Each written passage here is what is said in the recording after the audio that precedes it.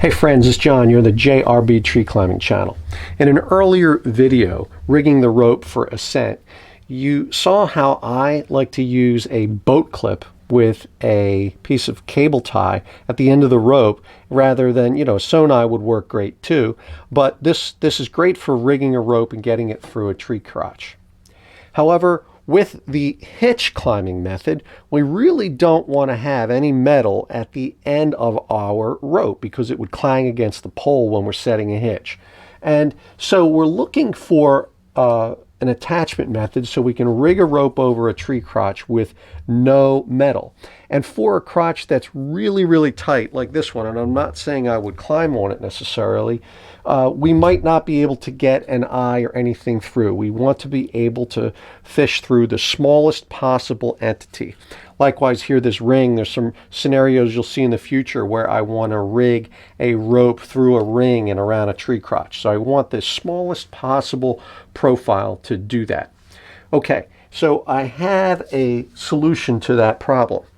Now, today, just to keep your eye on the ball, I'm going to be working with 4mm accessory cord. Normally we might do this kind of thing with arborist throw line. I'll put that aside. Or with paracord, it's just a little hard to see. So I'll be doing this demonstration largely with the 4mm cord. But of note, I can even do this. This is 2mm sterling accessory cord with a weight rating of 1 kilonewton or 225 pounds. And this stuff works great as well, not only as a rigging line, but for what I am going to show you. And that is creating a loop on the end of our climbing rope. If you have a sewn eye on a rope, now this one happens to have a rappel ring on it, but if you've got a sewn eye, that's the next best thing. What I'm going to show you is a smaller profile than this. This could actually get stuck in there or not pass. Okay, let's start with the very basics. If I had a line in a tree crotch and I want to put a climbing rope up on it, the way I've been doing that for years and years, if I don't have a clip, is I use the Bull Hitch. I use 2 of them in series. So you will recall from my prior video on the Bull Hitch. The Bull Hitch starts out as a cow hitch, or girth hitch you might know it as, and then I simply take one of the loops and put it inside the other one and go around 360 degrees. That is a bull hitch. And if we take our climbing rope and we put it in and slide it down a few inches and then make a second bull hitch. Never seen anyone else use this technique, just something I came up with years ago. I just like using the same hitch twice, and the bull hitch is really easy to tie. So 2 bull hitches give us enough friction to get that line in the tree. And notice how it orients itself. It just always basically puts the stub of the rope, the actual end, up. It just never seems to be a problem. So that's a great way to get a rope in a tree. But as hunters, we're sometimes dealing with, low light or, really cold conditions. I have hunted and left a tree in some conditions where my fingers didn't work anymore. And so I like to always have a solution which doesn't require light or very good finger dexterity. Okay, so how are we going to accomplish that? I've got a couple examples here. So this loop here was formed with a variation of the Prusik. Let's take a look at this one. This is Maxim Canyon Elite, and on each side I have a Prusik variant forming a loop, and I can use that to rig into the tree. Now I can do that a couple of ways. I still like to use my clips, and what I do with the clip is I put it through the ring. This is known as a ring hitch. You call it a girth hitch, but it's really one of the earliest names for it was a ring hitch. And put that on here, and I can rig that up into the tree.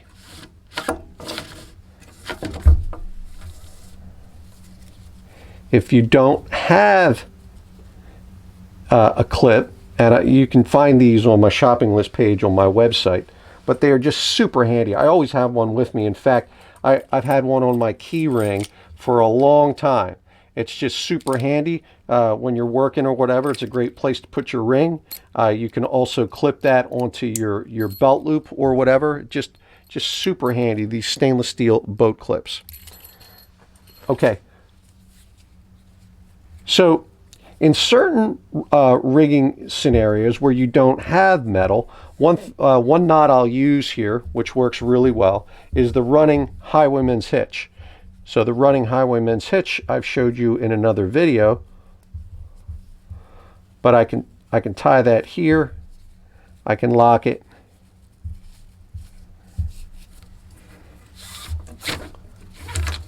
Even a tight crotch, and then it's easy to remove.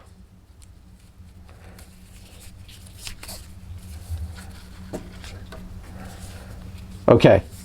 Now, in certain rigging scenarios, like this one here, now I realize you're asking yourself, well, what's this ring for? Well, you're going to see this in some future videos, and so I just want to give you a taste of this rigging scenario. With this rope, see that end? See what happened? It got stuck. Now I might be able to pull that through, but it's advantageous. What I've learned is it's advantageous if the stub at the end is as short as possible. And I figured out how to do that, and it varies per rope. So if you look at this piece of Sterling Superstatic 2, which is all nylon, what I did is I melted the end, and it makes a little mushroom.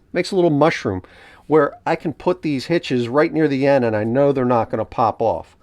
Well, certain ropes, like the Canyon Elite, are heat resistant, and so they'll be a little bit more difficult to do so. So let's get started.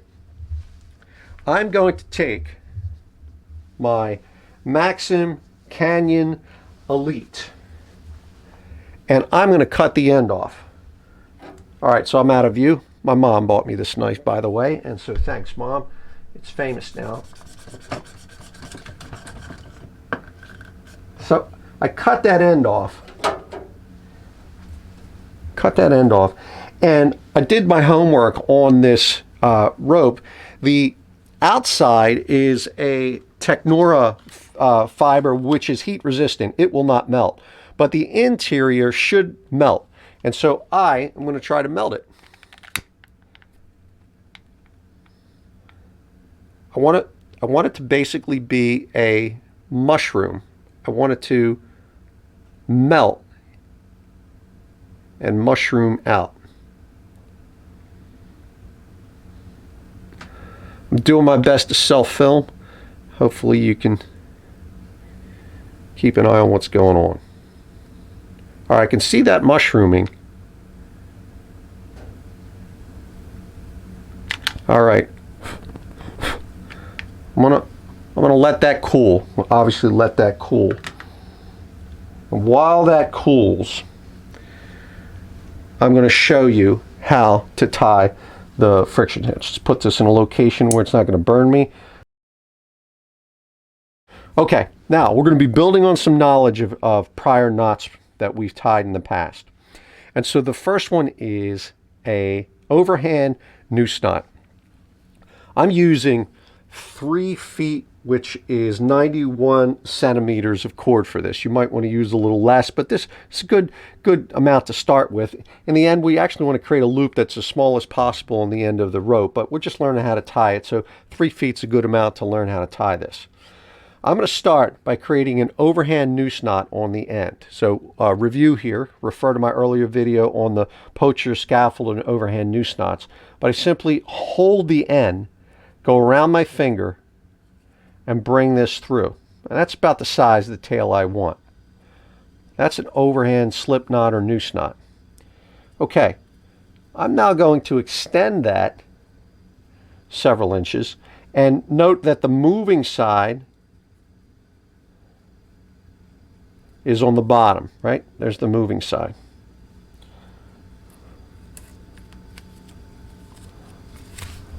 All right, so this is cooled down nicely now. The moving side is on the bottom, and I am going to be pulling in that direction. So I want the moving side towards the end of the rope. And I'm going to form basically the same way you would form a prusik. I would go around once, go around twice.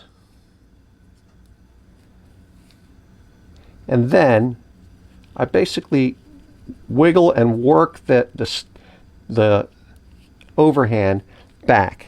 Just work it back. Work it back. Okay. Let's take a look at that.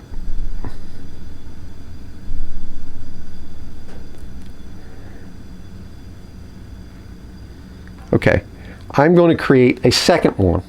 Now here's the problem. Create a second one. I can't basically complete it because I don't have the end of the rope. So I have to do it manually. So this will test your knowledge of the prusik and of the overhand, but let's say this is the size of the loop that I want. It's a little large, but it's close enough for Hollywood. I'm going to take that around once, basically forming what looks like a prusik.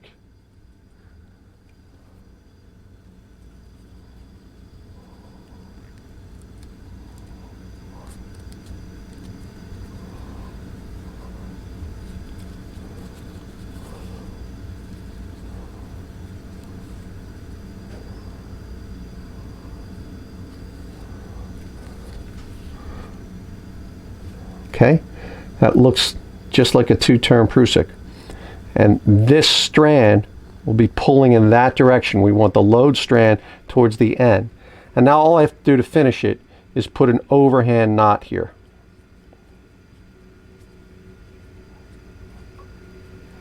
The hardest part about this is guessing that I'm still in your field of view.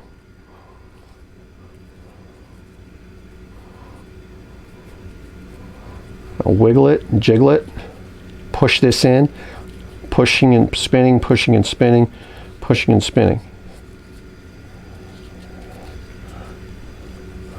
Okay, now even though I got a nice mushroom here, I'm going to protect that. I want to protect that with a cable tie.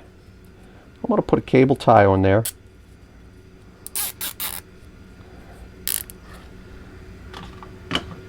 Got a pair of pliers. Okay, close enough. Put a pair of snips.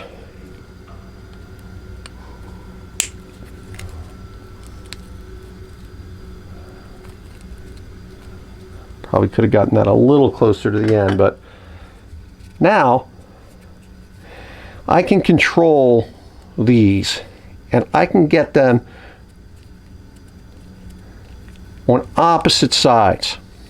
Now, granted, I would never actually use 4mm cord for this. I would use something smaller. But now that I've got that built,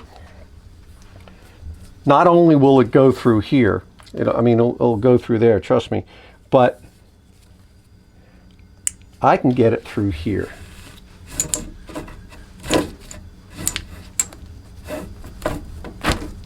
I can get it through there.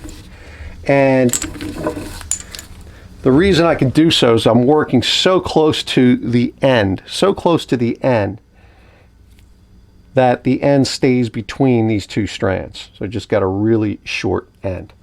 Okay, now again, that was for illustration purposes. I really wouldn't tie something this thick. We're going to build one of these on this rope, and the direction of pull will be downward.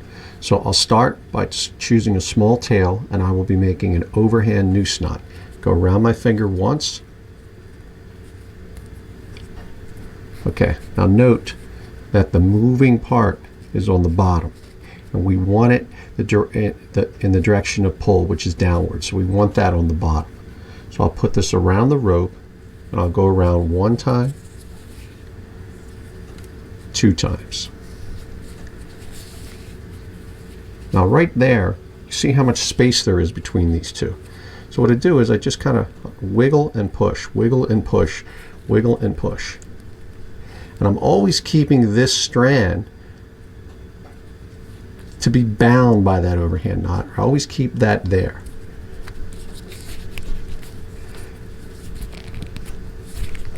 So I gave that a good tug. It'll get even more if I loaded it.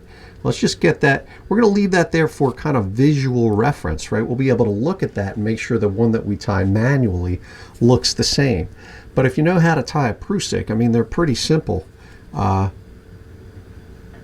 this is the bottom part. The bottom part. So I'm going to move this up just a little bit so stay in the center of your field of view. So the bottom, I'll go around, around, up,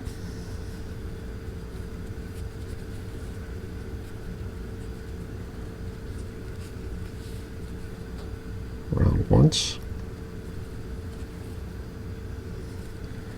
around twice. Okay, so I've got that 4-turn Prusik. And all I need to do now is create the overhand noose, and I'll do that here. What's an overhand noose? Well, it's just a running overhand knot. That's all it is. That's all it is a running overhand knot. Same deal. Now this works a little easier here with this thicker diameter than it would with 2mm cord, but it's good for illustration purposes.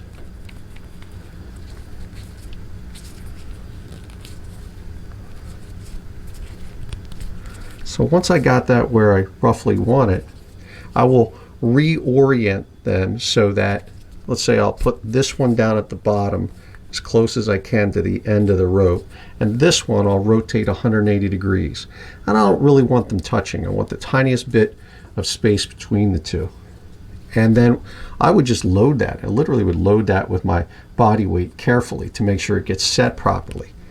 And you'll want to regularly inspect this to make sure it hasn't loosened. But the nice thing about, like this rope had a nice natural mushroom, is that when it goes back through the tree crotch, when there's friction placed here, it can't really pop off of the end because of the mushroom.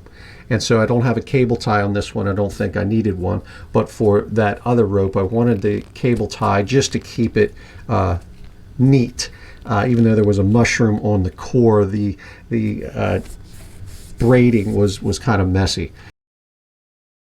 For bonus points, I am going to attempt to have you follow me as I tie this with this tiny, tiny 2mm cord. Here's my strand of Rest Tech.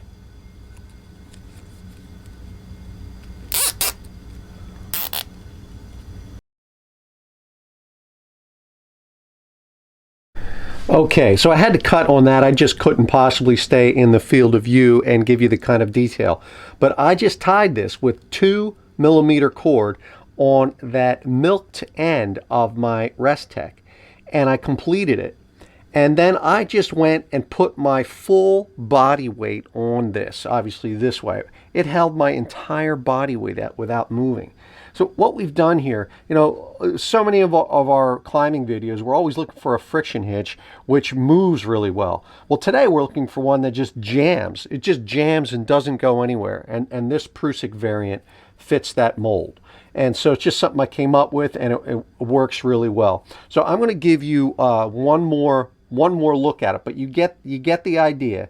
And the point here is you probably want to keep this as small as possible, because the bigger this loop is, the bigger it is, the more chance that it'll get caught on something, right? We're coming down over, you know, that it just kind of gets caught on some snag somewhere. And so we kind of want to keep that small, not large. I would probably reduce that in size. Now, I've been running these for a few months and I haven't got any caught yet, but that doesn't mean I can't, right? We always think about what can go wrong.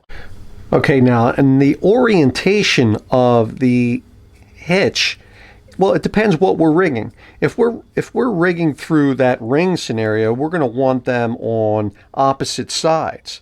But if we're running through a conventional tree crotch, we'll have them the same location.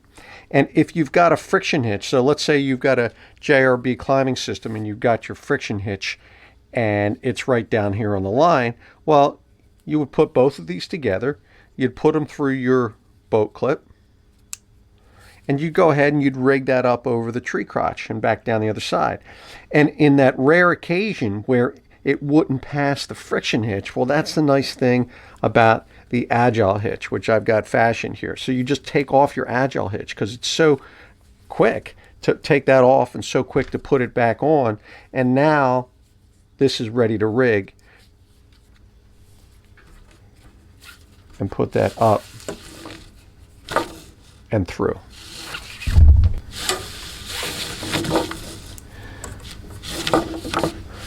Okay, there you have it. That's the JRB End Loop for rigging your rope into a tree. You'll be seeing that in action soon, and I needed to give you the detail in advance.